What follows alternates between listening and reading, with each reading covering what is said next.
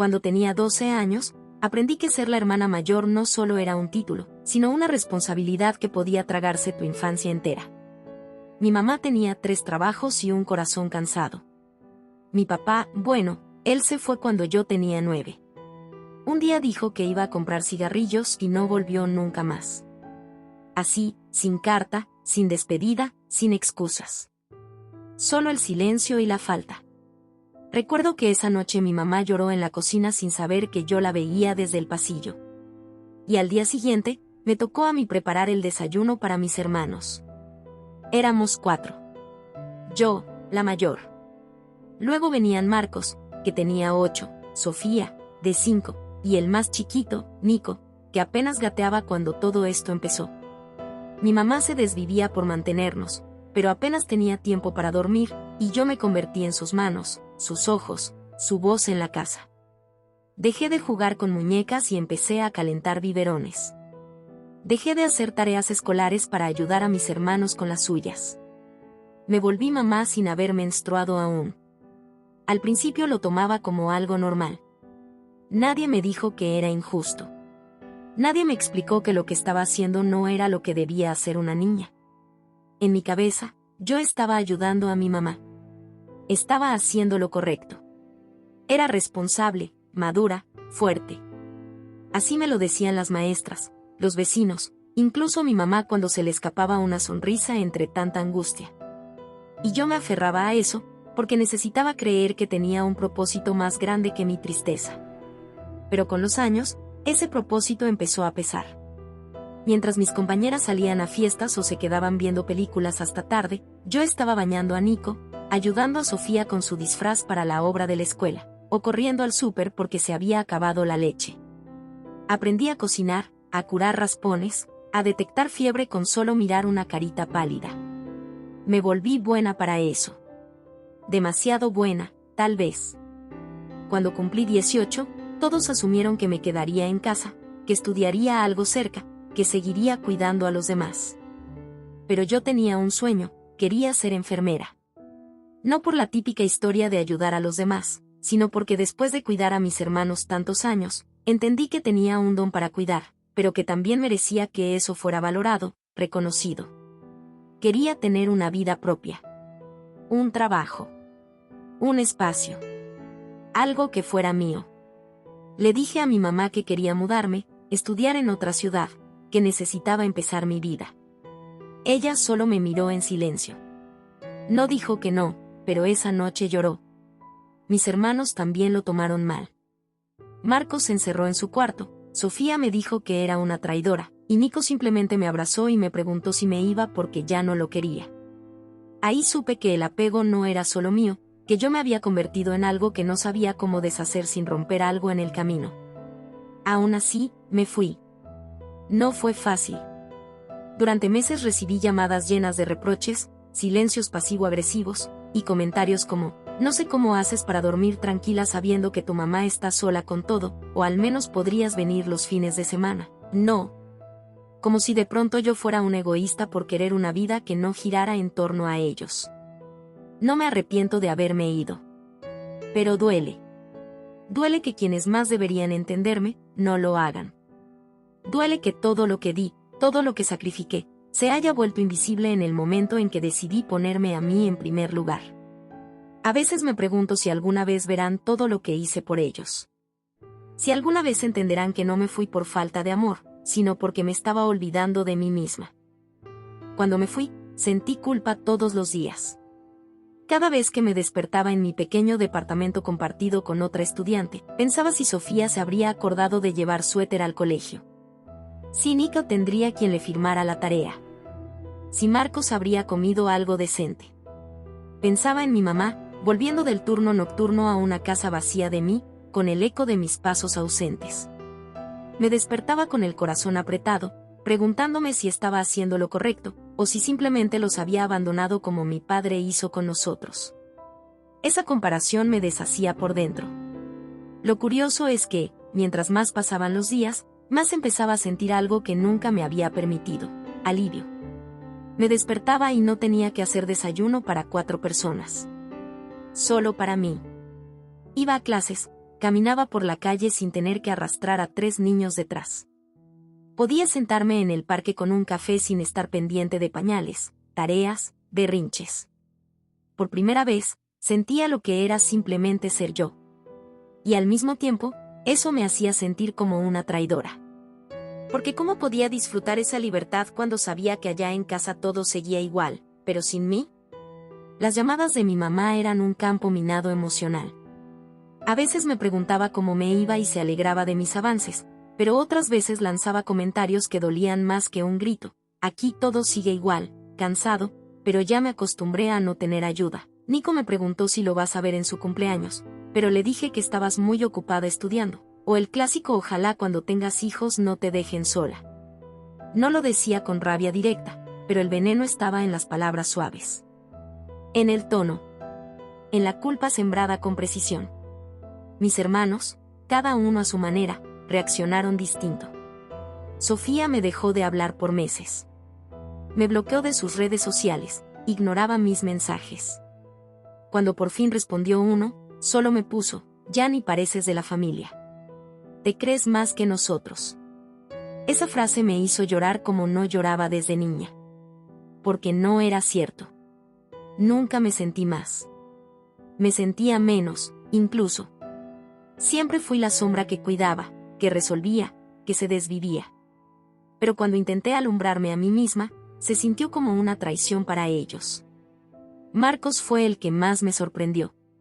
Un día, sin previo aviso, me escribió un mensaje largo. Me dijo que entendía por qué me había ido. Que él también se sentía ahogado en esa casa. Que muchas veces había querido salir corriendo, pero que no tenía el valor. Me pidió perdón por no haberme apoyado cuando lo necesité. Me dijo que me admiraba. Lloré tanto con ese mensaje que terminé llamándolo. Hablamos por horas. Fue la primera vez que sentí que alguien, dentro de mi propia familia, me veía de verdad. Pero ese tipo de momentos eran la excepción. En general, ser la que se fue me convirtió en la que ya no está para nadie. Mi mamá me dejó de contar cosas. Me enteraba por terceros de eventos familiares, de enfermedades, de cumpleaños olvidados. Si llamaba, me respondían con monosílabos. Si proponía visitarlos, me decían como quieras, pero con un tono que me hacía sentir que en realidad no era bienvenida. Me convertí en una extraña dentro de mi propia historia. Y sin embargo, seguía ayudando.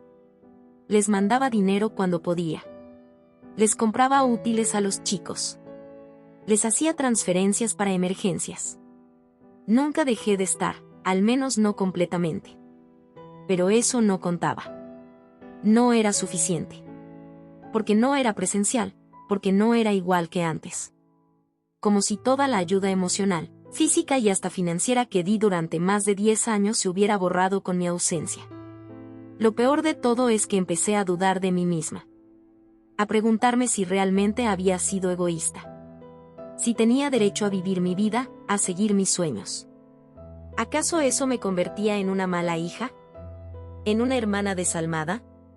¿Tenía que volver, cancelar mi carrera, retomar el rol que dejé atrás? ¿Ese era mi destino inevitable?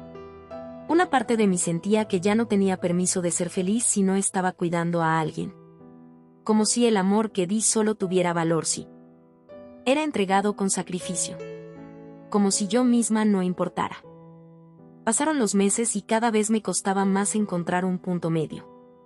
Vivía dividida entre dos mundos, el que me estaba esforzando por construir para mí y el que había dejado atrás, lleno de responsabilidades que nunca me correspondieron, pero que aún así me dolían como si sí. Lo más frustrante era que parecía que, para todos los demás, yo simplemente me había desentendido. Nadie veía todo lo que hice antes. Nadie recordaba que, mientras mis amigas jugaban a maquillarse o se iban de fiesta, yo estaba cambiando pañales, calmando llantos nocturnos, ayudando con tareas, cocinando arroz con huevo porque no alcanzaba para más. Todo eso parecía haberse esfumado con solo cruzar la puerta de salida. Y cuando intentaba hablar de eso, de lo que sentía, de lo que dolía, me llamaban dramática. Que ya fue, que no hiciera tanto escándalo, que tampoco fue para tanto. ¿Cómo que no fue para tanto? Yo puse mi adolescencia y mi juventud en pausa para que otros pudieran vivir la suya. Y ahora resulta que, por querer vivir aunque sea un poco, me convierto en el villano. Fue en uno de esos días que se te caen encima, donde todo parece estar mal, que colapsé. Estaba sola en mi cuarto. Tenía frente a mí una lista de tareas académicas que no había hecho, unos mensajes sin responder de mi mamá que ya me hacían sentir ansiedad solo con ver su nombre en la pantalla, y un nudo en la garganta que se negaba a irse. Me senté en el suelo y me dejé llorar. Como hacía tiempo no lo hacía. Lloré por la niña que tuvo que hacerse adulta a los 11 años. Lloré por todas las veces que me tragué el enojo porque una buena hija no reclama. Lloré por cada cumpleaños donde yo organizaba la fiesta de los demás, pero nadie pensaba en hacerme siquiera un pastel. Lloré por las veces que me llamaron mandona, cuando en realidad yo solo intentaba que no se nos cayera la casa a pedazos. Y lloré por la culpa. Esa culpa silenciosa y pegajosa que no te suelta, incluso cuando sabes que no deberías sentirla. Esa culpa que te susurra que tal vez sí eres egoísta, porque ahora disfrutas de dormir 8 horas, de ver una película sin interrupciones, de tener un espacio donde nadie depende de ti. Después de ese llanto, algo dentro de mí cambió. No fue un cambio radical, ni una revelación mística. Fue más como un susurro interno, una vocecita que por fin se atrevió a decir, ya basta. Ya basta de minimizarme. Ya basta de cargar con lo que no es mío.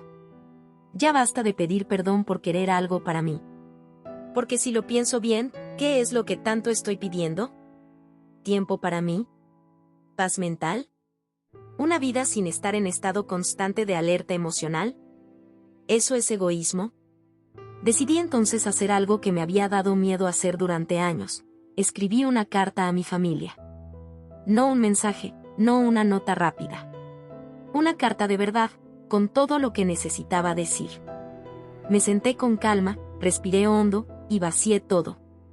Les conté cómo me sentí durante todos esos años. Como ser la hermana mayor me convirtió en una especie de mamá sustituta, sin que nadie me lo preguntara ni me lo agradeciera. Les dije que los amaba, profundamente, con todo mi corazón, pero que necesitaba priorizarme. Que eso no era abandono. Que yo también necesitaba ser cuidada, querida, acompañada, pero que si nadie iba a hacerlo por mí, entonces lo haría yo misma. No fue una carta con reclamos vacíos ni insultos. Fue honesta, vulnerable y clara. Les hablé de la culpa que me carcome, de la ansiedad que me genera sentirme constantemente la mala. Les pedí, por primera vez, que me vieran como una persona completa, no solo como la que resuelve todo. Y les pedí respeto. Respeto por mi camino, por mis decisiones, por mi derecho a ser feliz sin que eso signifique que los estoy traicionando. Nunca supe si la carta cambió algo en ellos. No todos respondieron. Pero a mí sí me cambió. Porque por fin puse en palabras todo lo que me venía ahogando desde niña. Y eso, aunque no lo parezca, es un acto de valentía. A partir de ahí, empecé a construir fronteras más firmes. Dejé de contestar llamadas si me hacían sentir ansiedad. Aprendí a decir que no, aunque después me temblaran las manos. Empecé terapia. Empecé a hablar de mí misma sin sentir vergüenza. A darme espacios para disfrutar sin pensar en qué dirían los demás.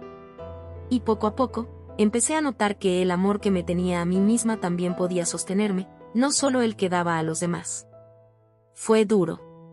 Todavía lo es. A veces extraño la cercanía que tenía con mis hermanos. A veces me duele saber que mi mamá piensa que la abandoné. Pero he aprendido que una cosa no cancela la otra. Puedo amarlos y al mismo tiempo amarme a mí. Puedo querer ayudarlos, pero no a costa de destruirme. Porque si yo me caigo, ¿quién va a cuidar de mí? Con el paso del tiempo, aprendí a ver todo desde otra perspectiva. No me considero una mártir, ni tampoco una heroína. Solo fui una niña puesta en una situación que no eligió, y que hizo lo mejor que pudo con las herramientas que tenía. Y aunque no niego que a veces me invade la rabia, especialmente cuando escucho cosas como ya te toca vivir por ti, como si no me lo hubiera ganado 1000 veces, también he empezado a perdonar. No a olvidar. No a justificar. Pero sí a soltar. He perdonado a mi mamá por haberse recargado tanto en mí, aunque eso no signifique que quiero seguir cargando. He perdonado a mis hermanos por no ver el sacrificio completo, aunque eso no signifique que voy a dejar que me falten el respeto. Y sobre todo, me he empezado a perdonar a mí, por todos esos años donde creí que solo valía por lo que podía hacer por otros. Que si no cuidaba, organizaba o resolvía, entonces no merecía amor ni reconocimiento. Ahora, con 30 y tantos, tengo una vida que aún estoy aprendiendo a disfrutar. No es perfecta. Hay días en los que la culpa regresa disfrazada de nostalgia. A veces me despierto con esa sensación de que se me va a venir el mundo encima si no llamo a alguien, si no organizo, si no me hago cargo. Es una inercia que no desaparece de un día para otro. Pero también hay días hermosos, mañanas en las que me levanto tranquila, sin prisas, sin ruido. Días en los que me cocino algo rico solo para mí. En los que me doy permiso de no hacer nada. Y, más importante aún, momentos en los que me miro al espejo y no veo una sirvienta emocional, ni una herramienta útil. Veo a una mujer completa, con heridas, sí, pero también con sueños que ya no están en pausa. Recuerdo especialmente un día que lo cambió todo. Fue el cumpleaños de uno de mis hermanos menores. Yo había decidido no viajar esa vez. No porque no lo quisiera, sino porque simplemente no me alcanzaba emocionalmente. Lo llamé, le mandé un regalo por paquetería, y le dije cuánto lo quería. Pensé que me reclamaría, que me diría lo mismo de siempre. Pero para mi sorpresa, me respondió con un tono suave, sincero: gracias por todo lo que hiciste por nosotros. Ya entendemos que mereces tu vida también. Y me puse a llorar. Porque llevaba años esperando, sin saberlo, que alguien lo dijera. Que alguien reconociera que, detrás de esa figura fuerte, había una hermana rota que solo quería vivir en paz. Eso no significa que todo cambió. Pero a veces basta con un pequeño gesto, una palabra, para sanar un poco de todo lo que dolió. Desde entonces, hemos ido reconstruyendo algo nuevo. No el vínculo de antes, porque eso implicaría que yo volviera a ser la salvadora de todos, sino uno más sano. Más horizontal. Donde yo también puedo tener días malos. Donde también merezco que me escuchen. Donde no todo depende de mí. Y sí, algunos todavía me llaman egoísta. Especialmente cuando me ven poner límites. Cuando digo que no puedo ayudar esta vez, o que necesito tiempo para mí. Pero ya no me duele como antes. Porque ahora sé que su juicio no define mi valor. Y porque ahora tengo una red diferente. Amigos que me han enseñado que la familia también se elige. Terapeutas que me recuerdan que sanar no es lineal, pero sí posible. Y sobre todo, a mí misma, que por fin me trato con la misma compasión que antes reservaba solo para los demás.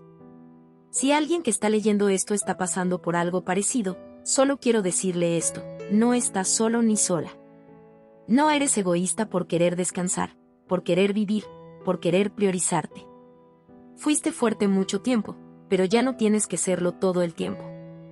Puedes ser vulnerable. Puedes caerte. Puedes decir ya no más. No dejes que te convenzan de que tu valor está solo en lo que haces por los demás.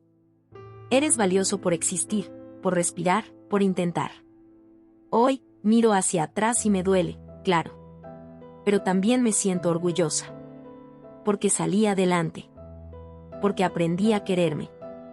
Porque encontré mi voz. Y aunque la herida sigue ahí, ya no sangra como antes. Hoy, por fin, estoy viviendo mi vida. Y no me siento egoísta por eso.